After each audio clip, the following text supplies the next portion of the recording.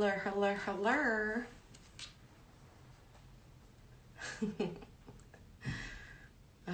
We've got an exciting one today, guys.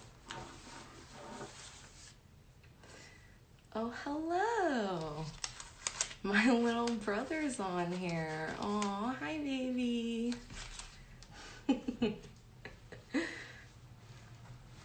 Oh, hello, guys. Today is going to be really exciting.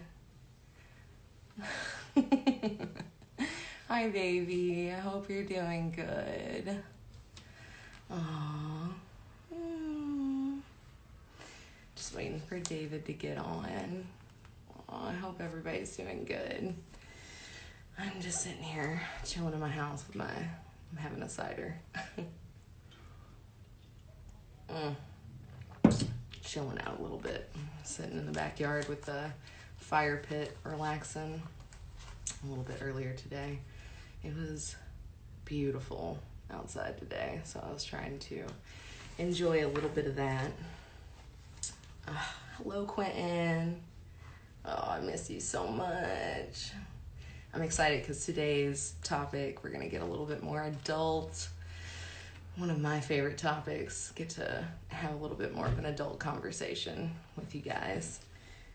Talk about some stuff that not a lot of other people are talking about, so that'll be fun. Leave it to me. Hello, Cody. Oh, yay. We've got a good group today. Yay. I'm so excited. Should be really interesting. I'm excited to see how this goes. Shake my head. I know, right? Oh. Well, David, get on there. We are live. He's texted me. Oh my God. These nails.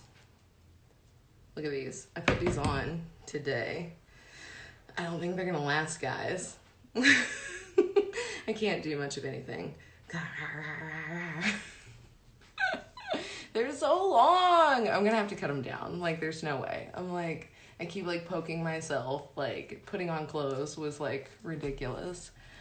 Oh, of course. Yes, when all this is over, definitely we'll get all of you guys in the shop. We just spent the first half of the day rescheduling so many people, just having to push everybody back and creating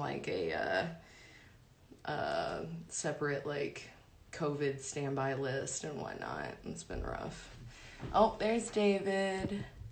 Yay. All right, so hopefully he'll send that request. There we go. He should be getting on there right now. Yay.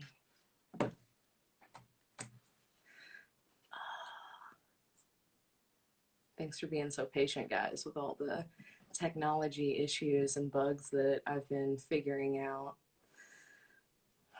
This is not my forte. This is not my usual. But we're figuring it out. We're doing the thing. So just waiting on you, David. Just say yes.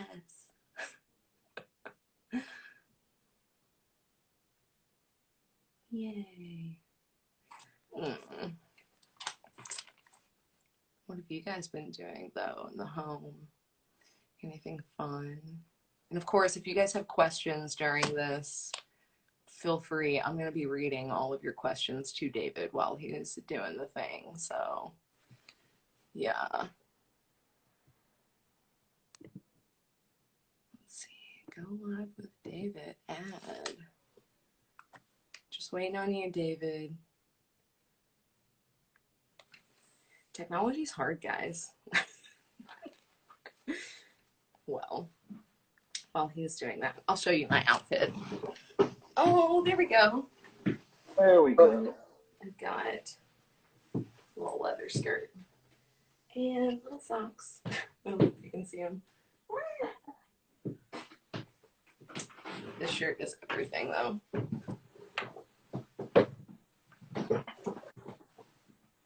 So you're going to have to turn your camera, David. Well, shit. Yeah, it's gonna have to be facing upright.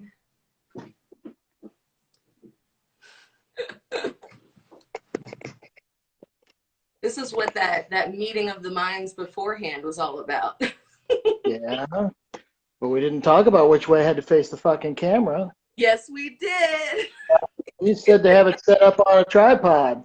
Yes, up and down. I'm used, I'm Vertically. used to I'm used to putting it on Zoom meetings so I can share other stuff. Right. That's why I was talking about vertically, up and down. All right, well, if you Now you say so.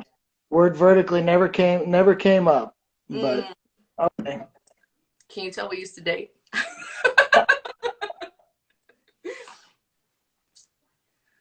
Hi there. Aww. There's Victoria. Yay. So we're in your studio, right? Yep. So David's got a cool studio that he's been setting up. My quarantine studio. You've had a lot of downtime to work on this, haven't you? Whole shit ton of got That's to awesome, though. to rearrange and paint, and I got studio lights now. And, Oh, that's cool. yeah. For some good quality photos and whatnot. Yep. So you were actually supposed to have a class scheduled before all this, before Yes, COVID-19 it was actually swept supposed through. to be the 23rd or something like that, whatever that Monday was. Yeah, that was going to be it was at a bar, right? It was going to be at the 21st Amendment, because they have a large venue in the back where I could actually teach 20 people and get them spread out, do all their stuff. So like tutorial on Shibari. 3 hour long beginner's course. It's the same course I teach to couples and individuals. It's just I've adapted it for a large group. I mean, I've Cool. been teaching the 101 class for close to 5 years now. Yeah. You had done it at Art Sanctuary not that long ago. Right. Did And it was yeah, that was my first group class was at Art Sanctuary back in September. Hi, Danny. Oh, hello, baby. Oh, there's so many good people joining. Yay. So yeah, you've had just found that venue, hadn't gotten to do an event there yet, but I know you were super excited about it because they had like a good amount of space to offer. Right. They had plenty of space, and they they were extremely accommodating. Part of the problem with whether you're teaching a class or like all my burlesque friends who try and put together showcases, or if you're talking, say, people in the fetish community trying to hold some kind of event or ball or whatever, the hardest part is finding a space that's not going to charge you an arm and a leg in order to do it. And 21st Amendment, they were so willing to work with me. It was great. So it would actually be like worth your while and whatnot. Oh, definitely. Yeah, because you have like a private studio space for like one-on-one stuff or couples and stuff, but like trying to have like a big enough space and venue to accommodate like 20 plus people, that's just so difficult. Right. I mean, in this studio here, I could probably fit two. I mean, even now, uh, this studio, I could probably only teach 2 couples at a time. Yeah. So to actually have some place where I could teach, 10, 20 people would be just fantastic. And I mean, Art Sanctuary was great, and they were very, very good. I just needed a little better price point. Right. Well, I'm I mean, sure. a lot of times it just comes down to a matter of economy. Right. I'm sure after all this blows over and whatnot, you have plans in place to get that up and going again. I will, the second we are given the all clear to get together and everybody hang out, then I am definitely going to plan not only the beginners class, but the people who took the class in September have been anxiously awaiting, because I had plans for the secondary class to come up a month after. Actually, it dinged on my calendar today that the secondary class was going to be taught in like 2 days. All right, no, a week from today. Yeah. Just to keep those same people engaged and like keep learning, get them to that next level and whatnot. Well, you don't want to. I mean, you want to give enough space between the first and the second class to where people can practice their skills, but you don't want to wait long enough to where everybody forgets the stuff that you taught them the first time. Right. Because we are adults and life gets in the way, and you don't have time to practice the stuff that you really kind of want to like because you've got other shit going on. Right. So, you've also been making like molds and whatnot lately too, right? I've done making silicone molds of a lot of the decorative knots and then casting them in rope fiber. Ew. Basically really high-end expensive paper. Yeah. That makes for like beautiful keepsakes though too, especially for people who like just have a love for kink and rope, just as gift ideas, as like paying homage to it like in their home.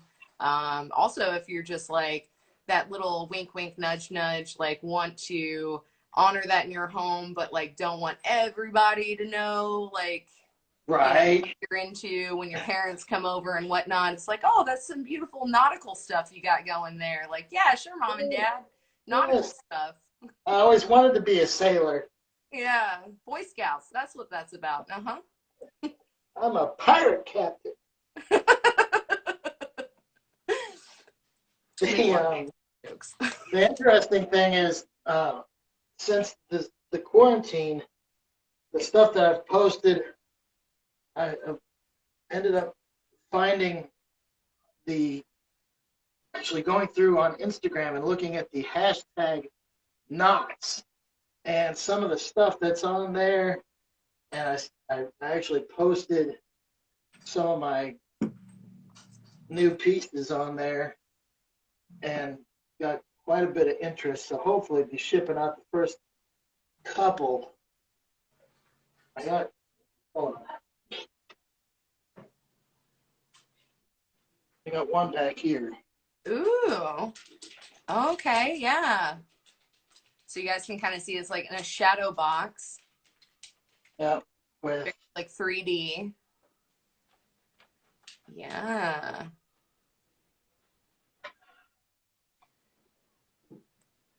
Do you have any ones with like the red? Yes. Actually, there we go. Ooh, yeah. I really like the red. Ooh, and I like that you put the teal behind it. That's nice. Thanks. It helps when you have an origami habit, because I have 8 zillion pieces of really expensive paper to use for mounting. Doing all the things with your hand and combining it into like one beautiful piece of artwork. There you go. So speaking of all the things that you have to do with your hands and all the labor and work that goes into this, all the rope that you use, you condition all of this, right? Like there's a long process that goes into just prepping all of this before you can even do rope, right? Well, there's when you're working with rope, there's different. Let's see. The hemp and the jute, the natural fiber rope, yes, they take a lot of conditioning. So, because when you first buy just hemp and jute, like it doesn't feel like what you're holding right there. Oh, oh no, it's raw and itchy and stiff. Um, It'll just tear Usually your skin up. it'll get, some people will boil it. I don't have to because of the source that I get my hemp from. Um, a lot of the companies, like if you buy a large spool of this stuff through, say, AliExpress or anything, especially if it's coming from another country. The stuff I buy comes from Romania, and it's very well. There's no chemical treatment, so it's just raw hemp. Other countries will treat their hemp rope before they ship it out, so it smells kind of like turpentine when you get it. So you have to take it, boil it. After you boil it, you dry it, then you stretch it back out to its original size because the stuff shrinks when it gets wet. And then for me, I will treat it with a combination of oils and beeswax. For me, I use hemp oil and jojoba oil. So when I get done conditioning the rope, my hands are nice and soft. Yeah, which also like your mannequin is so soft, so you run into the issues with her name's Victoria, right? Yes, Victoria is slippery. There's nothing like the natural curves of a real woman, right? Real or people man, a lot better. or non-binary, like any human. Yes, real people hold rope a lot better. Missing that friction. I'm sure there are a lot of us out there that are missing the friction. Yeah. One of my regulars is kind of fussy because they need some rope time, and I wish I could help. Aww. As I really like, especially, I mean, kinky fuckery is great, but I like that I've actually got a therapeutic side with this. I have Yes. friends who come for anxiety or ADHD to help kind of calm their head. That's why two of the people that come to me, we tie the same way every time. Yeah, I don't change anything. It's the same exact harness that I put them in, the same exact hip tie that I put them in. It doesn't change, so there's no surprises, and it's almost got a calming and meditative effect, especially once it gets snugged down, because then it's more like a thunder shirt. Yes. Just kind of keeps everything nice and calm. It's that like the tightness, the like it's like that hug, that just very tight being held. Everything's like, Yeah. You're not going anywhere. Basically a big rope hug with a side of cuddle session involved. So yes. So let's get into that though. Like, so a lot of people, there have been like those articles and whatnot shared. We've all seen them on Facebook and whatnot talking about kink as a form of therapy, as immersion therapy, as a coping mechanism, a way to deal with trauma, a way to treat trauma. I know that we've had many discussions about this and how rope specifically is one way that people have dealt with their trauma and have used that as a form of therapy. And I know that you're a firm believer in that. I fully, I mean, this, especially if you're doing the tight binding with something like this down here, or a good solid chest harness, especially the chest harnesses. If you put somebody in a box tie, binding their arms, their limbs to their bodies, works like a thunder shirt or a weighted blanket. It gives that needed pressure and that permission to calm down. That's why the weighted blankets work, because it puts that pressure on the body, and it doesn't it it it forces the person to calm their limbs, to relax themselves, because it gives them that permission to stop. And that's always the problem a lot of times with when you're talking high anxiety or ADHD, is that a lot of that causes hyperconnectivity, and you just want to keep moving and you just want to keep doing. Well, I got news for you. You got 140 feet of rope wrapped around you. It's kind of hard to go do stuff. Right. So, Disconnection, that disassociative behavior where you're disconnecting from your body and you're spiraling out, you have no choice. You have to center and reconnect with yourself. It's talking with my therapist lately with like healthy coping mechanisms. It's so funny having the knowledge that I have from my past with kink and whatnot, and how so much of it connects with what she's saying and has taught me with healthy coping mechanisms on a psychological front, where she talks about putting your hand over your heart and crossing your arms and touching either sides of your body at the same time, like simultaneously, how that actually creates a connecting of neural pathways to make you physically center and connect back with your body to stop disassociating. And that is what happens with rope, is you're being forced to reconnect, recenter, and stop disassociating. well, that creates a sense of body awareness too. It really does. Mm-hmm. It makes you more present in your physical self. Yes. I am a huge fan. Have been for ages. And a lot of people pair that with like other sensory things, like not to get too far into it, but you know, impact play or using other tools or toys or whatever.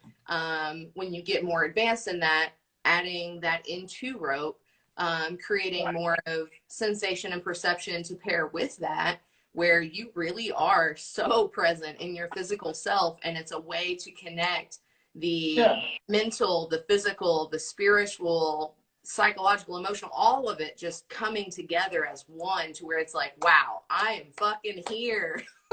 Right. That is like the best feeling. And I mean, I've worked a lot of that into sessions. It depends on what the person wants. I mean, again, you know, like anything else, you're going to negotiate that out and talk about what the person wants and needs, and parameters. If they feel that, you know, adding a little bit of impact play or electro play or something like that into their rope session is going to help center them more, then, you know, work that out.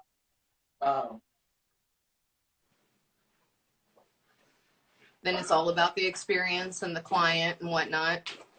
Right. So that brings me to another like kind of hot topic right now.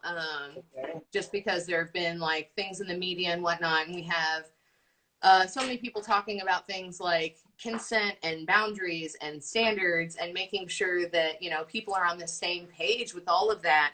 I know that you take it very seriously, talking with your clients ahead of time before you ever even meet in person, before you're ever in the same room together. You have paperwork that people fill out, and setting those parameters of like, what is it that you're trying to get out of this? What is it that you're looking for? What are you okay with? What are you not? Do you want to talk about that a little bit? Like how... Well, any of that, especially once you get to use the I hate the term vanilla, but once you get outside of what everybody considers the normative realm of physical contact between two people, then it all boils down to what what the community's been talking about for ages, which is safe, sane, and consensual. I feel like that community has been talking about it so much longer than the mainstream, and now it's just now in the last few years becoming a conversation in the mainstream, and it's like we're all pros at this shit. Oh yeah, I mean, not just the kink community, the gay community, especially with the gay community, the gay community's been involved in